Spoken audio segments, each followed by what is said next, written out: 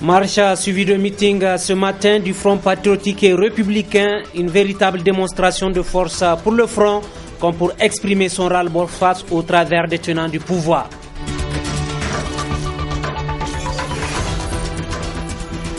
Autre démonstration de force, mais cette fois-ci dans la commune rurale de Makolondi. Elle était l'œuvre du CPR Inganti hier après-midi à travers un meeting qui aura drainé une foule immense. Messieurs, dames, bonsoir et bienvenue sur la télévision Labari dans son édition du soir. À l'instant, je vous l'annonçais dans les titres de la manifestation pacifique ce dimanche du FPR, le Front patriotique et républicain.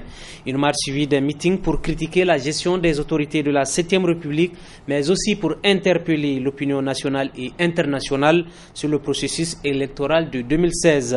Hassan Saleh Mustafa, Sadou Doumi et Ibrahima Abdou pour le compte-rendu. De la place Toumo, c'est une véritable marée humaine qui a convergé vers la place de la concertation. Objectif, répondre à l'appel du Front patriotique et républicain FPR qui vient ainsi de faire une démonstration de force à l'occasion de sa toute première manifestation à moins de 3 mois de sa création le 14 août dernier. Une manifestation pour exiger des autorités de la 7e République. Le Niger, notre pays, est en danger. Danger sécuritaire.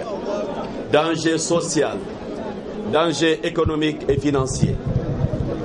Il est en un mot au bord du chaos. Un chaos créé par le gouvernement et qu'il fait d'ignorer.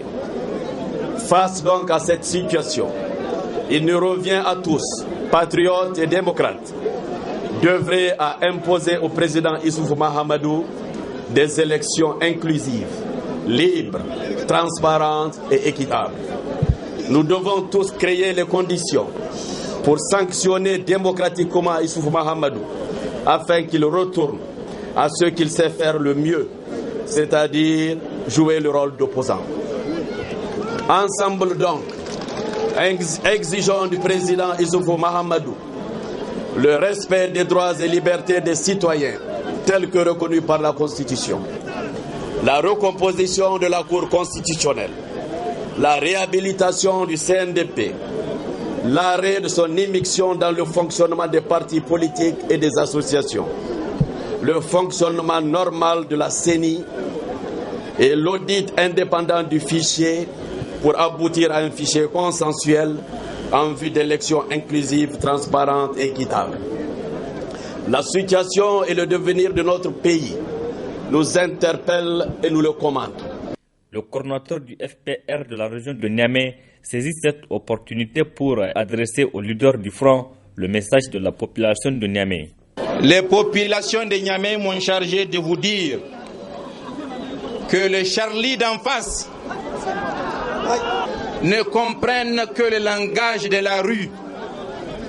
Cette rue qui aspire légitimement à une alternance démocratique après près de 5 ans de gestion chaotique qui ont paru une éternité, car caractérisée par, entre autres, la souffrance, l'humiliation, l'insouciance, l'abus de pouvoir, la corruption, le pillage, l'impunité.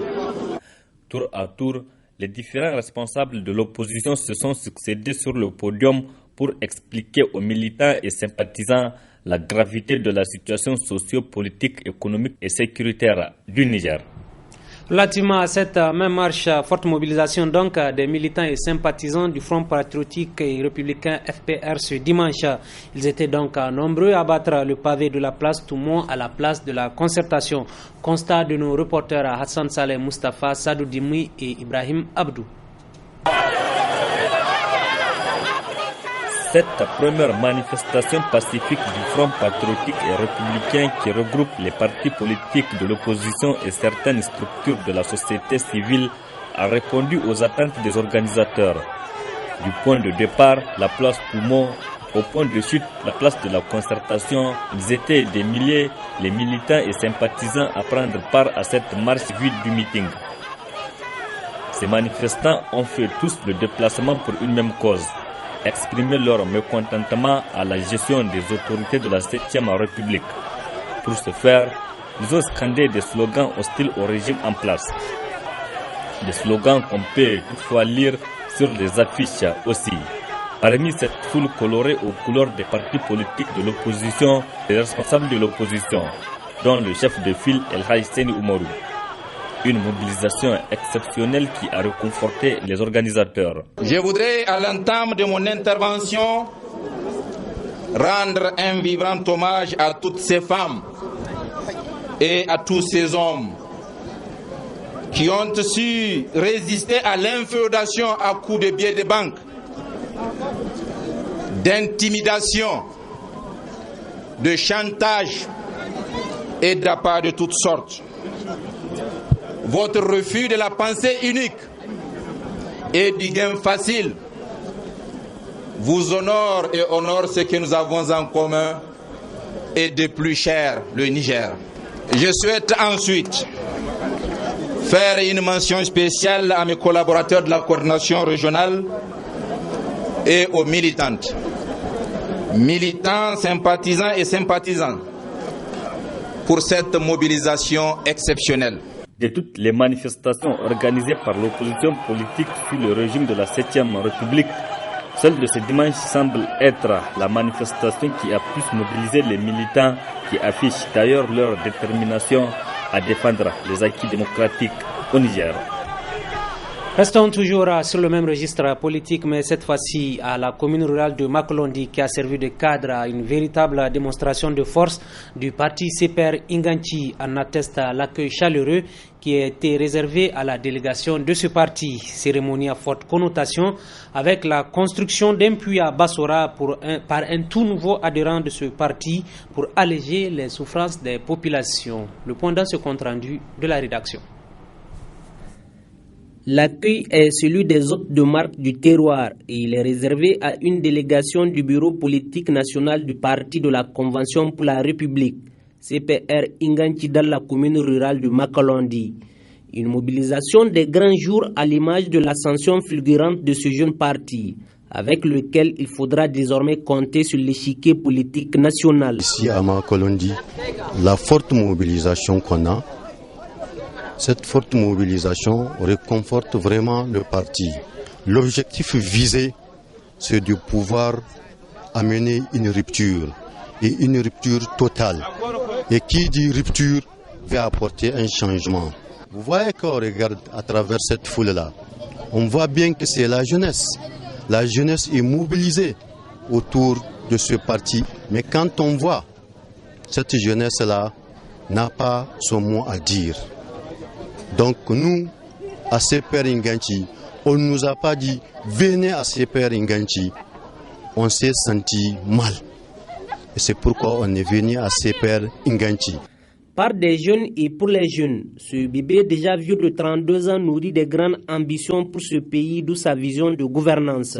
Nous demandons à toute la jeunesse nigérienne de venir à CPR Inganchi pour pouvoir défendre leurs intérêts, que ce soit matériels ou des intérêts moraux. C'est l'occasion. Je lance un appel à la jeunesse. La jeunesse, réveillez-vous. C'est le moment. C'est le moment de réclamer votre droit ou d'arracher votre droit. Parce qu'on a compris depuis la conférence nationale jusqu'à aujourd'hui, en tout cas, cette jeunesse-là ne sait pas à quel sens s'y vouer.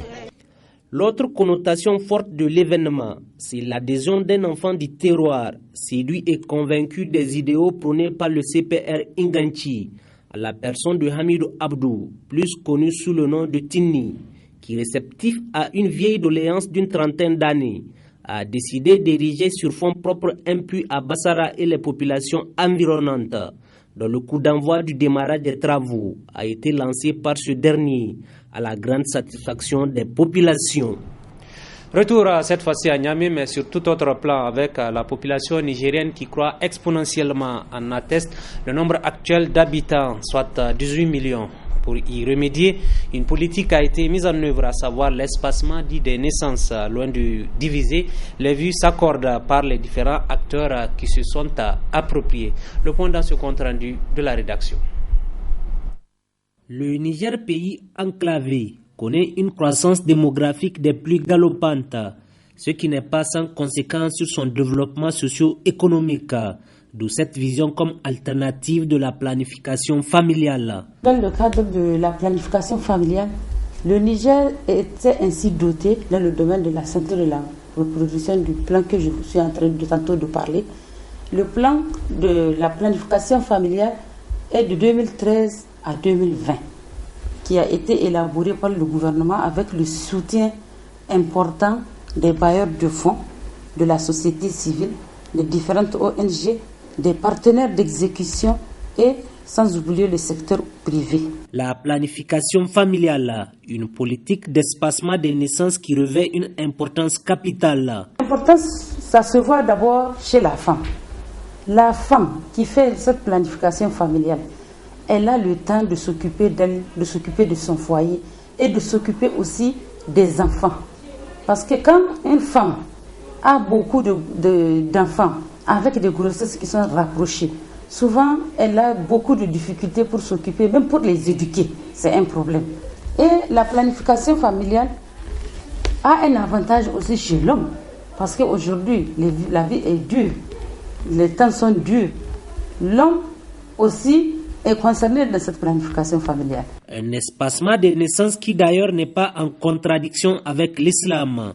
L'islam a voulu prendre en compte l'espacement de naissance dans le livre saint quand Allah subhanahu wa ta'ala donne le choix à celle qui est en train de sévrer son enfant d'aller avec son mari, donc dans le consensus d'aller jusqu'à 2 ans de suite, Hawlaini Kamelaini, pour celui qui veut compléter donc le sévrage.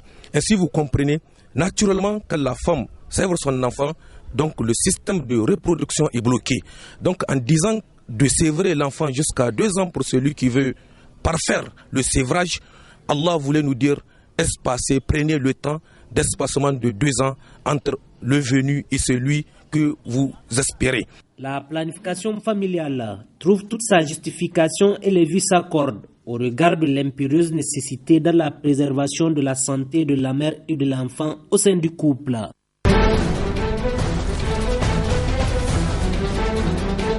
Page internationale de cette édition avec les bureaux de vote qui ont fermé en Turquie depuis plus de 3 heures. Les Turcs ont donc voté en masse pour ces législatives anticipées. Selon les premiers résultats partiels diffusés par la télévision turque, le parti islamo-conservateur du président Recep Tayyip Erdogan serait largement en tête avec plus de 50% des voix. Son parti, l'AKP, obtiendrait largement la majorité absolue en siège. Le commentaire. Deuxième scrutin depuis le mois de juin. Ça fait 5 mois que les islamo-conservateurs n'ont pas de majorité. Aujourd'hui, le président Recep Tayyip Erdogan espère prendre sa revanche et voir revivre son rêve d'hyper-présidence, même si le ton est à l'humilité. Le peuple prendra sa décision et nous devrons tous respecter le résultat de la volonté du peuple. Pas sûr que cela suffise à convaincre les électeurs turcs lassés par les dérives autoritaires du gouvernement. En fait, le peuple commence à s'impatienter. Pour le dire poliment, on ne veut plus de ceux qui gouvernaient jusqu'à présent. Le peuple n'en veut plus car nous souhaitons un meilleur avenir pour la Turquie, un avenir plus positif. C'est Demirtas qui veut ramener la paix. Lui veut la paix, alors c'est pour lui que je vote. Selahattin Demirtas, c'est cet homme, ennemi numéro 1 du gouvernement. Il est considéré comme le seul à pouvoir rivaliser avec Recep Tayyip Erdogan. En juin, c'est son parti, le HDP, qui a déstabilisé l'AKP avec l'entrée de 80 députés au Parlement. Un exploit qu'espère réitérer le jeune parti de gauche pro-kurde, prêt, sous certaines conditions, à collaborer avec tous les partis pour former un gouvernement. Pour la constitution d'une coalition, nous avons nos priorités, la justice, la démocratie et la paix. Nous sommes prêts à discuter avec tous les partis dans le cadre de ces priorités. Le grand vainqueur ce soir est donc Recep Tayyip Erdogan. 95% des bulletins sont dépouillés. Bien que les sondeurs n'avaient pas prévu que le parti réussirait son pari de récupérer cette majorité absolue pourtant perdue au mois de juin. C'est désormais chose faite, le parcours d'un homme politique. L'assaut est spectaculaire. Ce mercredi, 2 chaînes de télévision proches de l'opposition et du prédicateur islamiste Fethullah Gülen, ennemi juré du président turc, sont fermés par la police. Pour ses détracteurs, voici surtout le dernier exemple en date de la dérive autoritaire de l'actuel homme fort du pays, Recep Tayyip Erdogan. Personnage ambitieux aux origines modestes, Erdogan se hisse d'abord au rang de maire de la capitale, puis se voit condamné en 1999 à 4 mois de prison pour avoir récité en public un poème islamiste jugé trop subversif. Loin de freiner ses ambitions politiques, il fonde 2 ans plus tard un nouveau parti, l'AKP, le parti de la justice et du développement. En Turquie, et ce, à partir d'aujourd'hui, rien ne sera comme avant. Élu Premier ministre en 2003, son parti teinté à la fois de libéralisme économique et de conservatisme religieux séduit les électeurs et s'implante dans le paysage politique porté par son leader. Mais peu à peu, ce passionné de football aux accents populistes voit sa cote de popularité battre de l'aile. En 2013, Erdogan écrase d'une main de fer le mouvement protestataire à Taksim, puis une affaire de corruption achève de ternir sa réputation. En juin dernier, quand son parti perd sa majorité absolue au Parlement, il essuie son premier revers. Il reste avec la reprise du conflit avec le PKK après 3 ans de trêve et les attentats meurtriers d'Ankara sous le feu des critiques. Mais depuis, le sultan, comme l'appellent ses détracteurs, n'a qu'un objectif, retrouver et rétablir sa légitimité après 13 ans de pouvoir sans partage. Ce sont là les élections anticipées en Turquie. La Turquie est un pays charnière entre l'Europe et le Moyen-Orient avec le pari gagné du sultan. Et voilà, c'est ici que se referme ce journal. D'avoir su bien nous accompagner, merci. Également, merci aux équipes techniques et rédactionnelles. Très bonne suite en compagnie de nos programmes Labari TV, la passion de servir. Au revoir.